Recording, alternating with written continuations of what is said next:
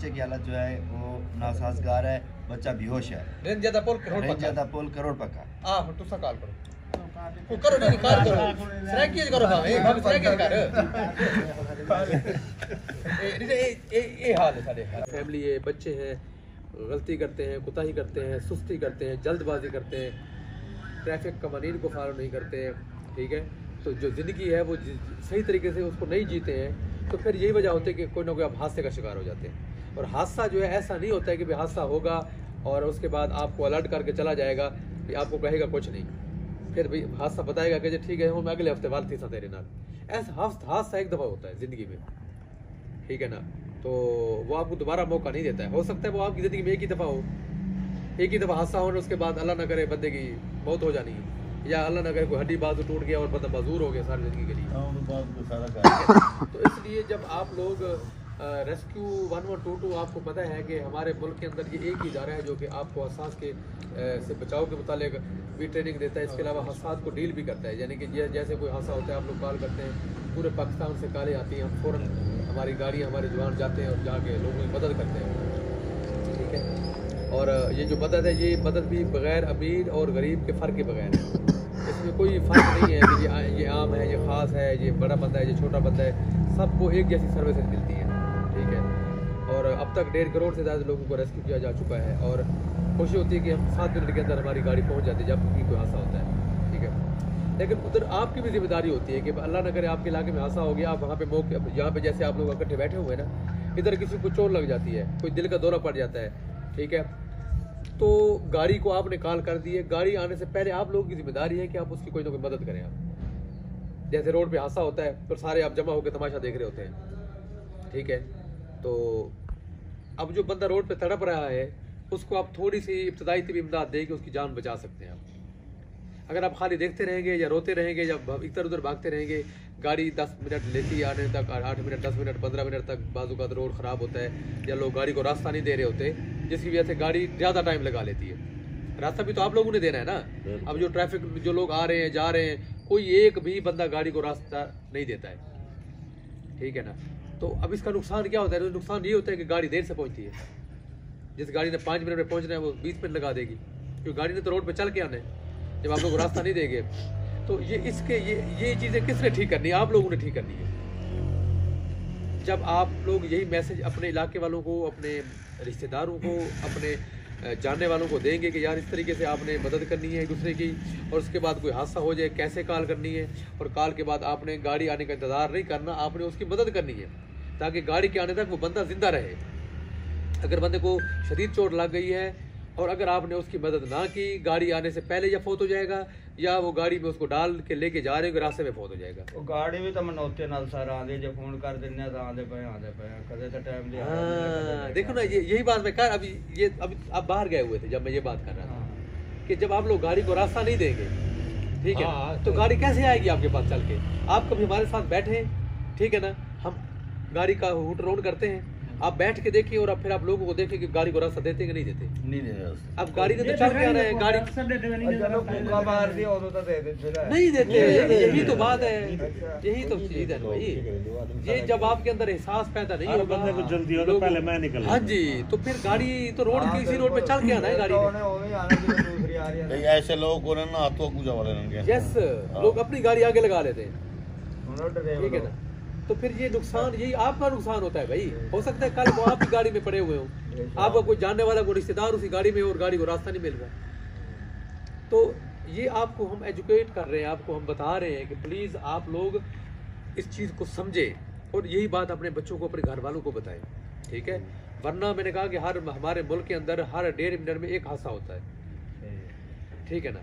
और हादसा जो है वो हमारी लापरवाही की वजह से होते हैं, कोताही की वजह से होते हैं, ठीक है। जिसको आप लोग कहते हैं इसी सारे मुकद्दर लिखा हुआ है, मतलब अपनी गलती को ठीक नहीं करना, अपने आप को ठीक नहीं करना, और कहते हैं ये हमारे मुकद्दर में लिखा हुआ था, ठीक है। तो इसलिए आप लोग, हमारी गुजारिश है रेस्क्यू 122 की कि आप गाड़ी को भी रास्ता दिया करें। और उसके बाद अभी आपको हम 2 तरीके बताएंगे आज, ठीक है, कि एक तरीका ये है कि अगर बंदा पानी में डूब जाए, दूसरा ये है कि अगर बंदे को करंट लग जाए, तीसरा ये कि अगर बंदे को दिल का दौरा पड़ जाए और वो बंदा बेहोश होकर गिर जाए, बंदा है, औरत है, मर्द है, कोई भी है, ठीक है। तो फिर आपने क्या करना है? आप मौके पे मौजूद हैं वहाँ पे, ठीक है। और आपने क्या करना है कि उसकी जान को बचाया जा सकता है। ये कोई देहाती रोड का नहीं है, ये इंटरनेशनल एक ट्रेनिंग के बैन अवी पूरी दुनिया में अगर पानी में बंदा डूबा हो और उसको निकाल लिया आपने, या करंट लगा है या दिल का दौरा पड़ गया उसको, तो इस तरीके से उसकी जान को बचाया जा सकता है। हज़ारों की तादाद में लोगों की जान को बचाया जा चुका है। ठीक है, सिंपल टेक्निक है, सिंपल तरीकाकार है, कोई इसके अंदर मुश्किल काम नहीं है, कोई रॉकेट साइंस नहीं है, कोई आपके पास डॉक्टर नहीं है, आपके पास मेडिसिन नहीं है, हॉस्पिटल करीब कोई नहीं है, आप अकेले हैं। जैसे अभी आप यहाँ पे बैठे हुए हैं, अल्लाह ना करे किसी को दिल का दौरा पड़ता है, बंदा गिर जाता है, तो आप क्या करेंगे? सबसे पहला स्टेप कौन सा लेंगे कि उसकी जान बच जाए? हॉस्पिटल तो जाएगा बाद में वो, लेकिन वो जिंदा होगा तो हॉस्पिटल जाएगा ना। अगर आपने उसकी मदद नहीं की है, ठीक है ना, तो उसकी जान चली जाएगी। ठीक है, तो ये चीज़ हम आपको बताएंगे कि आप किस तरीके से उसकी मदद कर सकते हैं। और दूसरा ये कि अगर एक्सीडेंट हो गया, हड्डी टूट गई है, लहू निकल रहा है, तो आप वहाँ पे मौके पे मौजूद हैं, आते जाते हुए रोड पे, स्कूल पे, कॉलेज में, दफ्तर में, पेट्रोल पंप पे, और बंदे को चोट लग गई है, हादसा हो गया, हड्डी टूट गई है, तो आपने उसकी मदद कैसे करनी है कि उस बंदे की जान बच जाए। क्योंकि आपको पता है इंसानी जान के अंदर अगर लहू निकल जाए तो फिर उसकी जान को बचाना मुश्किल हो जाता है। हादसा होने के बाद मौत की सबसे बड़ी वजह क्या होती है? लहू का निकल जाना। कि जब बॉडी से लहू निकल जाता है तो फिर बंदे की जान चली जाती है। फिर आप उसको हॉस्पिटल लेके भी चले जाएंगे तो वो बंदा बचता यही कहते हैं हॉस्पिटल चाहते वैसे बंदा रास्ते में फौत थी गए, तो ये वो यही वजह होती है। या हॉस्पिटल जाके फौत हो जाता है बंदा, या रास्ते में फौत हो जाता है, या मौके में फौत हो जाता है। ठीक है, तो आपने अगर उसकी मदद कर दी टाइम पे फ़ौरन, जैसे हमें कॉल आती है तो हमारी कोशिश होती है कि हम फ़ौरन वहाँ पे पहुँचे। 5, 6, 7, 10 मिनट के अंदर हमारी कोशिश होती है। हमारा टाइम वैसे जो है वो 7 मिनट का है। अगर आप टाइम पे कॉल करेंगे, ये भी एक बड़ा इशू है। अब जैसे अलीपुर कांज में पिछले दिनों बंदा कुएं में गिर गया, कुएं में गिरने के 1.25 घंटे के बाद हमें कॉल आई है। ठीक है, तो फिर आप मुझे बताएं कि हमने 2 घंटे के बाद ही वहाँ से निकलना है ना, जब कार्य आप 2 घंटे के बाद कर रहे हैं। ऐसे आपके ये मेलसी चौक के ऊपर एक बंदे को करंट लगा, रिश्के वाला था, गरीब आदमी था बेचारा, करंट लगा 12 बजे और 4 बजे तक उसको मट्टी में दबा के रखा, मट्टी में दबाई रखा। और मट्टी के 4 घंटे के बाद फिर हमें कॉल आई कि जी सही सारे बंदे करंट लग गए, सारी मदद करो। तो 4 घंटे के बाद कॉल आई, फिर हमारी गाड़ी गई उधर जाके उसको मट्टी से निकाला, उसका टेस्ट करवाया तो पता चला आधा घंटा पहले ये बंदा फौत हुआ है। 3.5 घंटे तक जिंदा रहा बंदा वो। ठीक है, अच्छा ये है शऊर आपका। अब आपको इस बात का पता नहीं था ना, तुसा ना दे नहीं दे ना दे, ओके ये शऊर है। आपको इस बात का नहीं पता कि यार गड्डी को रास्ता आसानी से दे दे या टाइम निकाल आसानी से करे दे। ओके, अब आपका बच्चा है वो पढ़ा लिखा है, समझदार है, शऊर वाला है, कॉलेज में पढ़ता है, यूनिवर्सिटी में पढ़ता है। ठीक है, अब उसको कॉल करनी भी नहीं आ रही है, हादसा हो गया उसके सामने कोई भी, उसको 112 पे कॉल ही करनी नहीं आ रही है, तो फिर क्या होगा बताएं फिर? तो ये शऊर किसने देना है? आपने देना है अपने बच्चों को, घर वालों को, औरतें हैं, बच्चों को बताना है कि हादसा हो जाए, आग लग जाए, करंट लग जाए, तो आपने किस तरीके से उनको 112 वालों को कैसे आपने कॉल करनी है, इमदाद के लिए आपने कैसे बुलाना है। है कि ये चीज़ें आपको बताना ज़रूरी है। ठीक है, अभी हम आपको बताते हैं, इसको इंग्लिश में हम कहते हैं, जरा औखा लफ्ज़ है लेकिन हम इसको साथ उर्दू भी बताएंगे। इंग्लिश में हम इसको कहते हैं CPR। हॉस्पिटल के अंदर नर्सें डॉक्टर भी कर रहे होते हैं, कोई बंदा सीरियस हो जाए ना हॉस्पिटल के अंदर, तो नर्सें भी यही वाला काम करती हैं, उसकी छाती को दबाते हैं। क्या करते हैं? उसकी छाती को दबाते हैं। ठीक है, आपको पता है छाती को हम इसलिए दबाते हैं क्योंकि हमारी छाती के अंदर अल्लाह ताला ने दिल को रखा हुआ है। दिल क्या करता है? खून को पंप करता है, खून को पंप करता है और खून हमारे पूरी जिस्म में जाता है। अल्लाह ना करे ये दिल काम करना छोड़ जाए किसी भी वजह से, जैसे मैंने कहा कि पानी में डूब गया, करंट लग गया या दिल का दौरा पड़ गया, तो दिल काम करना छोड़ देता है, जैसे छोड़ता है बंदा गिर जाता है। अब हमने उस दिल को धक्का लगाना है, उसको चलाना है, मसनूई तरीके से चलाना है। मेडिसिन नहीं है, डॉक्टर नहीं है, हॉस्पिटल नहीं है, आप वहाँ पे हैं, तो आपने उसको मसनूई तरीके से चलाना है। ठीक है ना, तो मसनूई तरीके से चलाएंगे तो वो चल पड़ता है। ठीक है ना, जब वो चलता है तो बंदा होश में आ जाता है। ठीक है ना, तो अभी हम आपको ये तरीका बताएंगे, इसको हम उर्दू में कहेंगे दिल और फेफड़ों के निज़ाम को मसनूई तरीके से चलाना। इंग्लिश में कहेंगे इसको cardio pulmonary resuscitation. Cardio pulmonary resuscitation इस सब्जेक्ट का, इस टॉपिक का नाम है। और उर्दू में कहेंगे इसको दिल और फेफड़ों के निज़ाम को मसनूई तरीके से चलाना। ठीक है, तो इसकी अभी हम प्रैक्टिस आपको करवाते हैं। दूसरा है कंट्रोल ब्लीडिंग, के लहू निकल रहा हो तो उसको आपने किस तरीके से कंट्रोल करना है कि उसकी जान को बचाया जा सके। इधर यहाँ से प्रैक्टिस करेंगे इसके ऊपर। आ जाओ। औज़ुबिल्लाहिमिनश्शैतानिर्रजीम, बिस्मिल्लाहिर्रहमानिर्रहीम। लिंक पे बंदे हैं जो है ना, एक आया था चला गया। ओके, CPR के बारे में सर बता रहे थे कि दिल और फेफड़ों को हमने क्या करना है, मसनूई तरीके से बहाल करना है। करना किस शख्स का CPR है, क्योंकि हर बंदे का CPR नहीं किया जा सकता। ऐसा शख्स जो पानी में डूबने के बाद बेहोशी की हालत में हो, जिसकी नब्ज भी नहीं चल रही और जिसका सांस भी नहीं आ रहा, यानी उसका सांस भी नहीं आ रहा और नब्ज भी नहीं चल रही, करंट लगने की वजह से, एक्सीडेंट होने की वजह से, यानी जहरी तौर पर वो शख्स हमें मुर्दा नजर आएगा, ना उसकी नब्ज चल रही होगी ना उसका सांस आ रहा होगा। तो उस सूरत में हमने क्या करना है, CPR करना है। और जैसे सर बता रहे थे कि डेथ जो होती है ना, मौत दो किस्म की होती है, एक क्लिनिकल होती है और दूसरी बायोलॉजिकल होती है। इंसान के दिमाग के जो सेल हैं, जब तक ये नहीं मरते तब तक इंसान नहीं मरता। अब ये दौराने जो होता है ये 6 से 7 मिनट का होता है, यानी इंसान ज़ाहिरी तौर पे नज़र आ रहा है कि वो मर चुका है, लेकिन अगर उस 6-7 मिनट के अंदर बर वक्त उसका CPR करके उसके दिमाग के जो सेल थे उनको असल जो खुराक थी ऑक्सीजनेटेड ब्लड, यानी ऑक्सीजन वाला खून उसको मिल जाएगा, तो क्या करेगा, वो बंदा जिंदा हो जाएगा। और इस तरह की हज़ारों मिसालें हमारे ज़िला लोधरा के अंदर, इस तरह के काफ़ी लोग जिंदा हैं और फिर रहे हैं। तो हमने क्या करना है, जब भी किसी शख्स की, अब पता चल गया कि किस बंदे का CPR करना है हमने, ऐसा बंदा जिसका सांस भी नहीं आ रहा और जिसका नब्ज भी नहीं आ रही, जहरी तौर पे हमें वो मुर्दा नजर आ रहा है, हमने क्या करना है, उसका CPR करना है। अब CPR करने के लिए सबसे अहम चीज जो है, अपने खुद को महफूज करना है। क्या आप खुद महफूज हैं तो तभी आप जाके दूसरे बंदे की मदद कर सकते हैं। अगर खुद महफूज नहीं है तो फिर आप दूसरे की मदद नहीं कर सकते।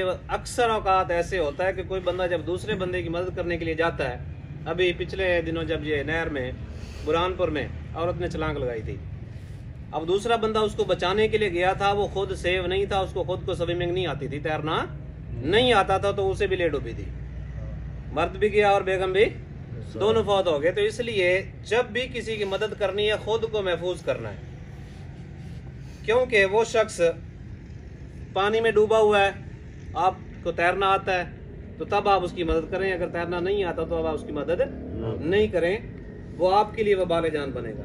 रोड के ऊपर गिरा हुआ है तो तब भी आपने क्या करना है, चारों एतराफ में देखना है कि रोड से उसे साइड पे रख के तब आप उसकी मदद करेंगे। किसी बिल्डिंग के अंदर वो गिरा हुआ है, छत गिर गई, छत के नीचे आ गया, पंखा उसके ऊपर गिर गया, बिजली की तारें हैं, नीचे कोई आयल वगैरह या शीशा टूटा हुआ है, तो क्या करना है, सबसे पहले हमने खुद को महफूज करना है। खुद को महफूज करने के लिए क्या करना है, हमने 6 एतराफ में देखना है, दाएं बाएं आगे पीछे और ऊपर नीचे देख के खुद महफूज हैं, यानी कोई कांच का चीज, शीशा, इस तरह की चीज नहीं है जो हमें नुकसान पहुंचाए। रोड पे बंदा है तो उसे हमने साइड पे कर लिया, खुद सेव है। उसके बाद हमने क्या करना है, CPR करना है। अब CPR करने की टेक्निक्स जो है, हमने क्या करना है, उस मरीज के पास नीलिंग पोजीशन में बैठ जाना है, यानी जैसे नमाज में बैठते हैं ऐसे नहीं, इस हालत में आपने बैठ जाना है। बैठने के बाद सबसे पहले हम क्या करेंगे, उसे अपना तारुफ करवाएंगे। हेलो, अस्सलाम वालेकुम, मेरा नाम मोहम्मद फयाज है, मेरा रेस्क्यू 112 की तरफ से, क्या मुझे सुन सकते हैं? क्योंकि जब इंसान गिरता है उसके सर में चोट लगी है, बाज़ दफ़ा ऐसे होता है कि वो नहीं सुन रहा होता। उसके बाद आपने क्या करना है, उसके कंधों को थपथपाना है। हेलो, अस्सलाम वालेकुम, मैं रेस्क्यू 112 की तरफ से हूँ, क्या आप मुझे सुन सकते हैं? कोई जवाब नहीं दे रहा। अब हमें पता चल जाएगा वो बंदा, अगर वो बहरा था तो हमने उसे थपथपाया तब भी उसने कोई जवाब नहीं दिया, तो उसके बाद फौरन हमने कॉल करनी है, जिसके लिए हम लेट कर देते हैं कि पहले रोना धोना, इधर उधर भागना, उसके बाद टाइम ज़ाया हो गया फिर कॉल करेंगे। और कॉल करने के लिए मोस्टली पढ़े लिखे लोग, जैसे सर बता रहे थे, कि कॉल करना नहीं आती, क्योंकि सबसे बड़ी मदद जो होती है किसी की हौसला अफजाई होती है और ख़ुद को वहाँ मजबूत करना होता है कि कोई हादसा हुआ है। मोस्टली ऐसे होता है कि एक शख्स का ब्लड जो है ना दूसरे बंदे को लग जाता है। अब जिसको चोट लगी थी वो ठीक बैठा है, लेकिन दूसरे बंदे के ऊपर सारा ब्लड नजर आ रहा होता है, तो वो बंदा देख के बेहोश हो जाता है। तो क्या करना है, खुद को कंट्रोल करना है और उस शख्स को तसल्ली देनी है। सबसे पहले आप क्या करेंगे, फिर कॉल करेंगे। हेलो, अस्सलाम वालेकुम, अब्दुल्ला पेट्रोलियम रेंज ज़्यादा पुल पे एक्सीडेंट हुआ है और एक बच्चा बेहोश हो गया, काइंडली एक एम्बुलेंस तो भिजवा दें। जैसे ही कॉल करेंगे आप अपना नाम बताएंगे, उसे एड्रेस बताएंगे, लोकेशन, क्योंकि हमारे कंट्रोल रूम के अंदर जो बंदा बैठा होता है वो सबसे पहले आपका नाम और लोकेशन पूछता है। हमारी गाड़ियों के अंदर ट्रैकर होते हैं और वो देखता है कि कौन सी गाड़ी करीब है, और हमारा रिस्पांस टाइम 7 मिनट इसी वजह से है कि जो गाड़ी जिस हादसे के करीब होती है उसी गाड़ी को मूव करवा देते हैं। तो आप लोकेशन जो है एग्जैक्ट बताएंगे कि इस लोकेशन के ऊपर ये हादसा हुआ है, और वो कंट्रोल में एक कॉल सुनने वाला होता है, वो आपको हिदायत देगा कि अगर हार्ट अटैक का पेशेंट है तो आपको बताएगा कि इसे चलाना फिराना नहीं है। अगर ड्राउनिंग वाला यानी पानी के अंदर डूबा हुआ है, बताएगा आपको कि इसका CPR करते रहें। यानी वो हिदायत देगा, आपने वो हिदायत सुन के, और जिस चीज़ के लिए हम आए हुए हैं, क्योंकि ये चीज़ें जब आप लोगों के पहले अवेयरनेस होगी तो तब भी वो चीज़ आपको जब समझाएंगे तो आप उसके ऊपर काम करेंगे। कॉल कर ली, कॉल करने के बाद फिर दोबारा अब आपने तसल्ली करनी है, उसके मुंह के साथ अपना कान लगा के उसकी छाती की तरफ देखना है कि अगर उसके मुंह और नाक से सांस आ रही है तो आपके कान को महसूस होगा, और छाती जो है वो ऊपर नीचे अगर हो रही है तो महसूस होगा कि बंदा सांस ले रहा है, लेकिन बिल्कुल अनकॉन्शियस है, बेहोशी की हालत में है, सांस भी नहीं ले रहा और नब्ज भी उसकी नहीं आ रही। फिर आपने क्या करना है, ये जिस जगह हमारी दोनों पसलियां जुड़ती हैं, क्योंकि दिल का एक रिदम है, अल्लाह ताला ने जब से इसे बनाया है तब से ये एक खास तरतीब से चल रहा है, और जब इंसान की मौत होती है तभी ये रुकता है। बाकी अज़ा रेस्ट भी कर लेते हैं लेकिन ये रेस्ट नहीं करता। तो जिस जगह हमारी दोनों पसलियां जुड़ती हैं ना, उस दौरान हमने क्या करनी है, ऐसे लाइन ड्रा करनी है, ताकि खास जगह जिस जगह दिल है हमने उसी जगह को दबाना है। 811 पसलियों वाली जगह पे जहाँ स्टर्नम लाइन कहते हैं, इस जगह पे हमने लाइन क्रॉस करनी है, और दूसरी लाइन निपस लाइन पे, चाहे मर्द है चाहे औरत है, क्योंकि जब मुसीबत होती है तब इस चीज का ख्याल नहीं रखा जाता। हमने क्या करनी है, उसकी जिंदगी बचानी है। औरत है उसका भी CPR कर सकते हैं, मर्द है उसका CPR कर सकते हैं। जहाँ हमने क्या करनी है, लाइन ड्रा करनी है, लाइन खींचेंगे, जिस जगह से क्रॉस बनेगा यानी दोनों लाइन एक दूसरे को क्रॉस करेंगी, उसी जगह पे हमने क्या करना है, अपना पावर हैंड, ताकत वाला हाथ जो है, अक्सर राइट हैंड होता है, दाएं वाला होता है, कुछ लोगों का लेफ्ट भी होता है। क्या करना है, हमने जी हथेली उसी जगह पे रखनी है, उंगलियां उसकी खुली रखनी है, और ऊपर वाला हाथ जो है उसके अंदर डाल के उसकी उंगलियां ऐसे बंद कर देनी है। बंद करने के बाद आपके बाजू बिल्कुल सीधे 90 पे होने चाहिए, यानी बाजुओं के अंदर लचक खम जो है वो बिल्कुल ना आए, और आपके जिस्म का वजन जो है बिल्कुल बाजुओं के ऊपर होना चाहिए। ये इसलिए क्योंकि CPR करते दौरान अगर आपके बाजू ढीले होंगे तो CPR सही नहीं होगा और आप जल्दी थक जाएंगे। बिल्कुल इस पोजीशन में आके अब प्रेस कितना करना है कि इसकी जो डेप्थ है आपने 2 इंच या 5 सेंटीमीटर तक इसे नीचे दबाना है, और स्पीड आपकी जो है, जो तरतीब एक कुदरत ने बनाई है, 100 से 120 मरतबा 1 मिनट के अंदर हमने इसे क्या करना है, दबाते रहना है।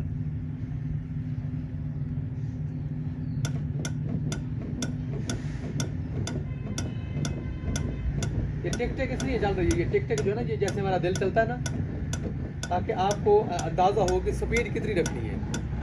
मतलब देखिए कि ये टिक टिक और ये बंदे की स्पीड एक जैसी है, और इसी स्पीड से ही आपने दिल को चलाना है, ठीक है। और ये बनती है हर सेकंड के अंदर 2 दफा छाती को दबाना। अब इस दौरान उस शख्स के चेहरे की तरफ देखते रहेंगे, हो सकता है कि उस दौरान वो बंदा होश में आ जाए। जैसे ही वो होश में आता है तो हमने क्या करनी है, उसे एक साइड पे करवट दिलवा के, रिकवरी पोजीशन कहते हैं, उस पोजीशन में उसे लिटा देंगे। हो सकता है कि उस दौरान उसे उल्टी आ जाए, क्योंकि उल्टी अगर उसे आएगी तो सांस की नाली में चले जाएगी, अगर वो उल्टा लेटा होगा तो उसे करवट दिलवा के साइड पे सुला देंगे। अगर उसे उल्टी आती है या उसकी जबान जो है वो उल्टी होके, क्योंकि जब बंदा बेहोश होता है तब उसके अज़ा उसके कंट्रोल में नहीं होते, तो मोस्टली ऐसे होता है कि जबान जो होती है वो दोबारा उसके गले में अटक जाती है और उसकी सांस बंद हो जाती है और बंदा एक्सपायर हो जाता है। यार CPR जो है आपने उस वक्त तक करते रहना है जब तक आप थक नहीं जाते। थक जाते हैं तो आपने क्या करना है, दूसरा आपके साथ अगर कोई बंदा खड़ा है तो उसको कहेंगे कि आप CPR करें, और जब आपकी पोजीशन होगी ठीक तो फिर आप नहीं थकेंगे। और उसके बाद जैसे आप कॉल कर देंगे, जब तक गाड़ी नहीं आती तब तक आपने क्या करना है, CPR करते रहना है। कोई चीज़ यहाँ तक अगर समझ नहीं आई तो पूछ सकते हैं, कोई सवाल है तो भी पूछ सकते हैं। तो कपड़ा ले आते ना इधर, एक बंदे को लिटा के तो पता है बंदे की खबर करते हैं कि एक ऐसा बंदा जो कि बीमार है या उसको बार बार उल्टी आ रही है, ठीक है ना, और या उसको दिल का दौरा पड़ा है, सीधा सीधा सीधा, तो आप उसको हॉस्पिटल लेके जा रहे हैं, तो गाड़ी में भी लेके जा रहे हैं, तो उसको ऐसे सीधा लेटा के नहीं लेके जाना, ठीक है ना। नुकसान क्या होता है, ऐसे कई जो है ना वो बात हो चुकी है, मतलब कई बंदे फौत हो गए हैं क्या कि इस तरीके से जो बंदा है वो बेचारा उल्टी करता है ना, जो वो उल्टी वापस उसके सांस के रास्ते में चली जाती है। क्योंकि अभी तो आप ठीक ठाक बैठे हुए ना, ठीक ठाक बंदा तो संभाल लेता अपने आप को। जब बंदा इमरजेंसी के अंदर होता है उस बेचारे को कोई पता नहीं चल रहा होता कि मेरे साथ क्या हो रहा है। तो गलती क्या होती है, या छोटे बच्चे खासतौर पर छोटे बच्चे जो होते हैं उनके साथ भी यही मसला होता है कि उनको दूध पिलाया गया, रजा के उसकी मामा दूध पिला दी और उसको सीधा पिला दिया। अब जो बच्चे ने निकाल लिया वो दूध जो कुछ हिस्सा बाहर निकलता है वो वापस बच्चा खींच लेता है अंदर और वो उसके सांस की नाली में चला जाता है और वो बच्चा बेहोश हो जाता है। और जब बेहोश हो गया तो जाहिर बात है उसकी माँ को पता नहीं कि बच्चे का क्यों बेहोश हो गया। और इस तरीके से जो खासतौर पर जो न्यू बच्चे पैदा होते हैं, न्यू बच्चे ताज़ा, जिस तरह 1 दिन का बच्चा है, 1 घंटे का बच्चा है, इसको कहते हैं न्यू बोर्न बेबी।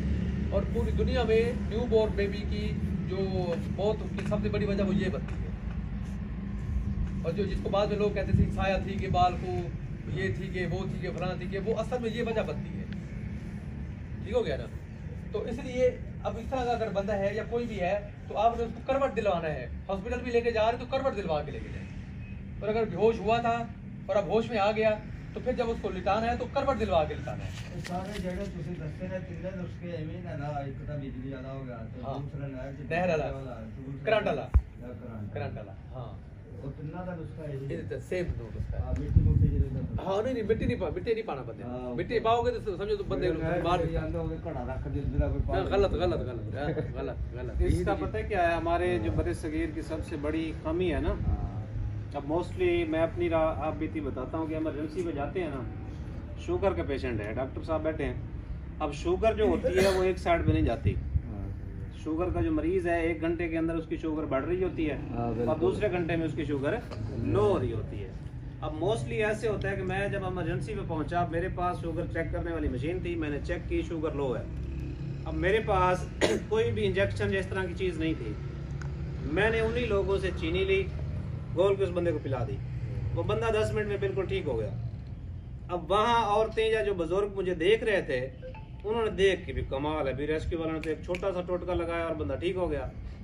अभी 2 घंटे के बाद उसी शख्स की, अम्मा थी, बाबा था, जो भी था, शुगर उसकी हाई हो गई। अब हाई और लो के अंदर कंडीशन सेम हो गई, यानी शुगर जब हाई है तब भी बंदा नीम बेहोश होगा और जब लो है तब भी नीम बेहोश होगा। अब उन्होंने देखा नहीं है कि शुगर इसकी हाई है या लो है, दोबारा उसे चीनी घोल के पिला दी और बाबा ने बाबा बहुत और मट्टी में दबाने वाला कंसेप्ट बिल्कुल ऐसे है कि अगर किसी एक की, क्योंकि जिंदगी जो है वो तो अल्लाह ताला के हाथ में है कि मौत के मुंह से भी वो निकाल लेता है। मोस्टली ऐसे होता है कि किसी एक शख्स को किसी ने दबाया मिट्टी के अंदर और उसकी जिंदगी खड़ी थी, या उसको करंट जो था वो बिल्कुल कम मिकदार में लगा था, मामूली सा लगा था, वो बच गया। अब वहाँ जितने भी थे देखने वाले, वाह भाई वाह, मट्टी में दबाया बंदा ठीक हो गया। क्योंकि जैसे ही करंट लगता है ना तो हमारे दिल को झटका लगता है, दिल रुक जाता है एकदम। अब जैसे दिल रुकेगा तो ब्लड का प्रेशर जो है वो लो होगा। जैसे ब्लड प्रेशर लो होता है, आप इसे क्या करते हैं, उठा के मिट्टी में दबा देते हैं। जैसे ही मिट्टी में दबाते हैं उस बंदे को ऑक्सीजन नहीं मिलती। जब ऑक्सीजन नहीं मिलती तो बंदा बहुत हो जाता है। तो इसलिए उसे कभी भी मिट्टी के अंदर ना दबाएं, बल्कि उसे खुली हवा के अंदर रखें ताकि उसे वाफिर मिकदार में ऑक्सीजन मिले और वो दोबारा खुद को रिकवर सके। अगर वो मतलब बेहोशी की हालत में चला गया, नब्ज या सांस उसकी नहीं आ रही, तो फिर क्या करना है, हमने उसका सीना दबाना है। वो बेचारे को काटा पार करो यार, बड़ा चिपाए जाओ।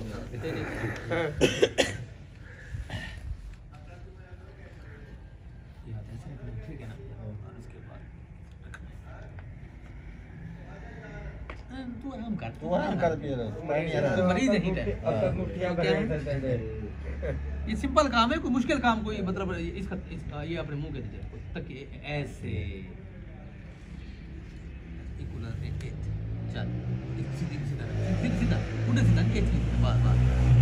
ठीक है ना। इसको हम कहते हैं रिकवरी पोजीशन। साइंस जो है, मेडिकल साइंस जो है वो क्या, इसको क्या कहते हैं, रिकवरी पोजीशन है। अब ये है कि अब ये बंदा बेहोश होता है या इसको उल्टी आती है तो क्या होगा, इसकी जान बच जाएगी, क्योंकि वो जो चीज़ निकलेगी बाहर जाएगी। और इसके अलावा आपको पता है कि हम नॉर्मल जब सोते हैं, अब घर सोते पे हूँ तो आप यहीं कर समूद आपको ज़्यादा सुकून मिलते ना, सीधे समूद आप साओ खाना पियो दे, ये गल सही है ना। अगर आप करवट गिनते सुनो ना इस तरीके नाल ते मोस्टली बंदे आप सुनते भी में से करवट गेंद सुनते थे, ठीक है। तो ये है इसको हम कहते हैं करवट वाली पोजीशन या रिकवरी पोजीशन है, ठीक है। यानी कि ऐसा बंदा जो बेहोश हो गया था किसी भी वजह से, हाँ जी, सोना भी ऐसे चाहिए, ठीक है ना। अब देखो ना, ये बंदा वापस नहीं जाएगा क्योंकि हमने इसका जो वजन है वो दूसरी टांग के जरिए हमने आगे रखा हुआ है, ठीक है ना। अब ये वापस पीछे खुद नहीं जाएगा। अगर हम इसको ऐसे कर देते, ऐसे कर देंगे तो ये किसी भी ना पीछे जा सकता है, ठीक है ना। तो हमने इसको, ये देखो, और इसकी ये जो दूसरा हाथ है, इस हाथ से उसने अपना तकिया बनाया हुआ है ऐसे नीचे। तो भी जैसे हम कोई चीज नीचे रखते हैं, तकिया नहीं है या ईंट रख देते हैं ना, तो ये उस दूसरे हाथ से उसने सपोर्ट की हुई है। इसके अलावा ये वाला जो हाथ है, इस वाले हाथ से भी उसकी सपोर्ट है, ठीक है ना। उसने अपनी बॉडी को यहाँ से सपोर्ट की हुई है और तो टांग ने सपोर्ट की हुई है। तो इस तरीके ये है रिकवरी पोजीशन, यानी कि आपने एक बंदे की मदद की, हेल्प की, और वो बंदा होश में आ गया। होश में आने के बाद आपने उसको इस हाल में रखना है। हॉस्पिटल लेके जाना है तो ऐसे लेके जाना है, और अगर उसको मतलब है कि आपने लिटाना है थोड़ी देर तक, तो आपने इस तरीके से उसको लिटाना है। अगर आप सीधा लिटाएंगे तो कुछ भी हो सकता है, उसकी जान जा सकती है। और आपको पता है जान से बढ़ के तो कुछ भी नहीं है, जो पता है एक दफा चला गया वो तो चला गया। और देखिए कुरान पाक में क्या लिखा हुआ है, कुरान पाक में भी ये लिखा हुआ है कि जिसने एक जान को बचाया गोया कि उसने पूरी इंसानियत को बचाया। अगर आपने किसी बंदे की एक की भी जान बचा ली तो आपको सवाब बहुत ज्यादा मिलेगा। और अगर आपने गलती कर दी, कोताही कर दी, किसी की जान बचा सकते थे, नहीं बचाई, खाली तमाशा देखते रहे या वहां से चुप करके गुजर के चले गए या रोने धोने में टाइम तय करते, तो फिर आपको गुनाह भी होगा, हिसाब भी लिया जाएगा। क्यों लिया जाएगा? क्योंकि हिसाब लिया जाएगा, अशरफुल मखलूकात हैं आप, इसलिए हिसाब लिया जाएगा। अशरफ का मतलब यह है कि अल्लाह ताला की बहुत ज्यादा मखलूकात हैं, उसमें से अशरफ अल्लाह ने आपको बनाया है, ठीक है ना। तो हिसाब किताब फिर आपसे लिया जाएगा। अब पेट्रोल पंप का जो मालिक है, जो बड़ा बंदा है, उसकी ज्यादा जिम्मेदारी होगी, जो एक चौकीदार है उसकी कम जिम्मेदारी होगी, जो आम सा बंदा है, जैसे जितना बंदा ओहदे पे बड़ा होता है उसका अहमियत भी उसकी ज्यादा होती है, उसके कुछ भी उतनी ज्यादा होती है। तो अक्सर मखलूकात बहुत ज्यादा अल्लाह ने बनाई है इस दुनिया में, ठीक है ना। लेकिन सबसे अफजल आपको बनाया है, क्योंकि आप सोचने समझने की सलाहियत रखते हैं, अच्छे और बुरे की तमीज रखते हैं आप, ठीक है ना। तो आपसे के ऊपर जिम्मेदारी भी ज्यादा है। तो इसलिए आप को एक हम तरीका बता रहे हैं कि आज के बाद आप अल्लाह की मखलूक की खिदमत करेंगे, अल्लाह की मखलूक के लिए आसानियाँ पैदा करेंगे, अल्लाह की मखलूक की मदद करने का जब इरादा करेंगे, नियत करेंगे, तो आपका ये अमल कबूल हो गया। और अगर आपने ये काम अल्लाह की रज़ा के लिए किया, बगैर दिखावे के लिए किया, तो आपकी दुनिया और आखिरत भी संवर सकती है इस तरीके से। हाँ जी, हो सकता है कि आपने हज भी किए, नमाजें भी पढ़ी, रोजे भी रखे, ठीक है ना, और आपकी हो सकता है कोई भी चीज़ कबूल नहीं हो रही है, हो सकता है ना। और ये वाला अमल अगर आपने कर दिया, किसी परिंदे की जान बचा ली, किसी बकरी की जान बचा ली, किसी इंसान की जान बचा ली, या मदद कर दी, या खाली उसको तसल्ली दे दी, और वो बंदा उससे परेशानी में था, तकलीफ में था, बहुत परेशान था, आपने उसको तसल्ली दे दी मुश्किल वक्त में, तो अल्लाह को ये अमल पसंद आ जाता है, ठीक है ना। और आपकी बख्शिश हो सकती है, आपके दुनिया और आखिरत दोनों संवर सकते हैं, ठीक है ना। लेकिन लोग इस चीज को अहमियत नहीं देते हैं, लोग डरते हैं, ठीक है ना। छोटी छोटी तो छोटी नेकी करो, छोटी तो छोटी बुराई तो बचो, ना जाने अल्लाह ताला कौन सी कबूल हो जाए और कौन सी अल्लाह आपको पकड़ा सकती। इसलिए आपको ये तरीका जो बताया है, ये आपने इसको इस्तेमाल करना है, लेकिन हर बंदे को इस्तेमाल नहीं करना। जैसे आपको बताया है कि बंदा जब बेहोश हो जाता है, चोट लगने के बाद, आग लगने के बाद, करंट लगने के बाद, पानी में डूबने के बाद और दिल का दौरा पड़ने के बाद, तो बज़ाहिर वो मुर्दा ही होता है, उसमें जान नहीं होती है, ठीक है ना। उसी का ही आपने उसकी छाती को दबाना है, लेकिन फिर टाइम को ज़ाहिर नहीं करना। जैसे आपने देखा कि बंदे को वाकई सांस लेना इसने बंद कर दिया है, इसकी छाती भी हरकत नहीं कर रही है, ठीक है, तो आपने फिर फौरन उसकी छाती को दबाना है, ठीक है। तो अभी आप लोग जो है ना आए और बारी बारी जरा प्रैक्टिस करें इसकी आगे। मुबारक मैं जैसे हमने किया है ना, ऐसे आप करके दिखाए ना, मैं करके देखो आपको ये मौका दिया है अल्लाह के बंदे, और ये तो आप लोग इससे फायदा उठाएं। आप लोग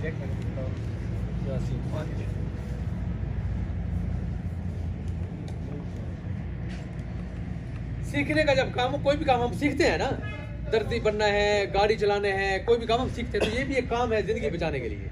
तो इसको आप सीखें, फिर आप अपने बच्चों को भी सिखाइएगा। जैसे बताया ना, ठीक है, आपने करना है, जस्ट बोलना नहीं है, ठीक है। शे अतराफ में देखना है, देखने के बाद नीलिंग पोजीशन में बैठ जाना है, बैठने के बाद उसे तारफ करवाएंगे, साथ में बैठना है, एक मिनट रुको तो सही। बैठने के बाद उसे तारफ करवाएंगे, तारुफ करवाने के बाद उसके कंधे तब तपाएंगे, फिर आप क्या करेंगे, कॉल करेंगे हेल्प के लिए।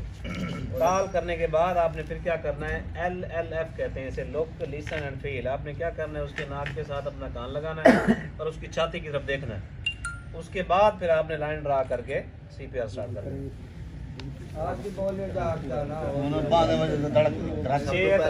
नहीं बोलना नहीं, आपने करना है। आप 6 अतराफ में देखो, बैठ जाओ, बिल्कुल करीब बैठना है मरीज। हेलो, रेस्क्यू वाला इमरान अब्बास बात कर रहा हूँ, क्या आप मेरी आवाज़ सुन रहे हैं? ये यहाँ आप भी ऐसे ही करो। हाँ जी, आप भी नहीं करो ना, देखो सीखने की कोशिश तो करो ना। कोई भी काम है, मैंने आपको पहले कहा है कि सीखना पड़ता है। कॉल करें, कॉल करें। हेलो अस्सलाम वालेकुम, मैं फलां जगह से बात कर रहा हूँ। हेलो अस्सलाम वालेकुम, मैं इमरान अब्बास बात कर रहा हूँ। रेंज ज़्यादा पुल पे एक्सीडेंट हो गया है, एक एम्बुलेंस भेजे और जो कि बच्चे की हालत जो है वो नासाजगार है, बच्चा बेहोश है। रेंज ज़्यादा पुल करोड़ रेंज ज़्यादा पुल करोड़ पक्का। फिर तुसा कॉल करो, वो करो नहीं कॉल करो, सराकी करो भाई, भाई सराकी कर।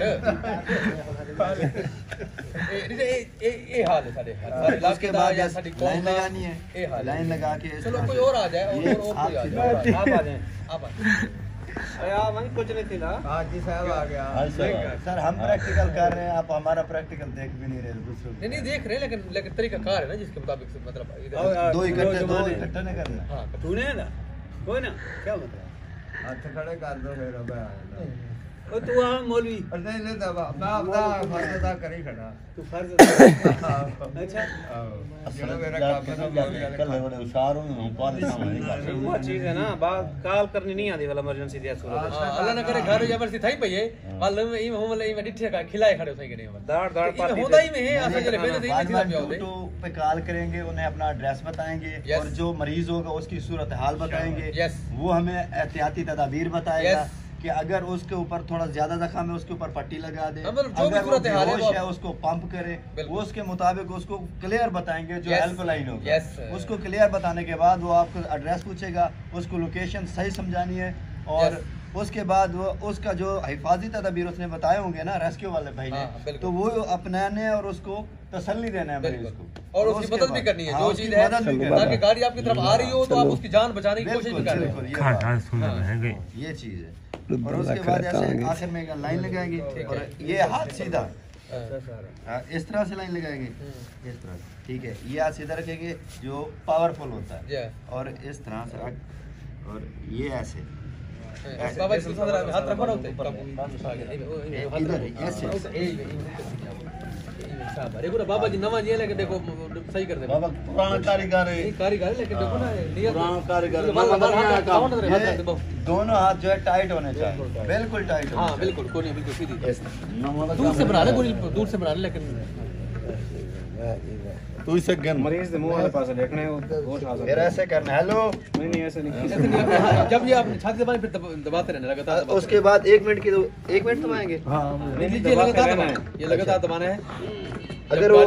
अगर बेहोश थोड़ा सा वो होश में आ जाए, होश में आ जाए, फिर होश में आ जाए, करवट ले, फिर करवट दिलवा दे, उसको करवट दिला दे। ठीक है, ओके बिल्कुल। और एक मतलब ये भी आवे है ना तो सारे भाग गए, देखो ये सारी कौम का हाल है सर। हां देखो अल्लाह माफ करे, अल्लाह हमारे परेशान है थे। बंदा मैं खड़ा हूं, जो करवा जा।